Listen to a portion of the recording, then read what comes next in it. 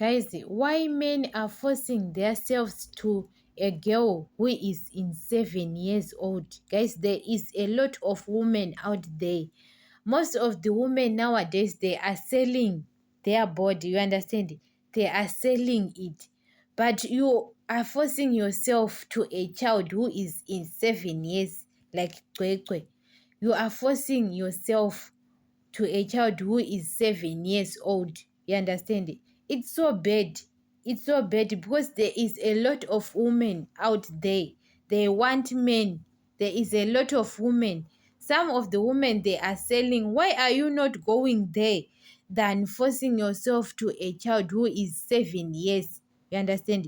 You are forcing to a child who is 7 years. It's so bad. Why men are so wicked sometimes? Because it's so bad, guys. It's so bad.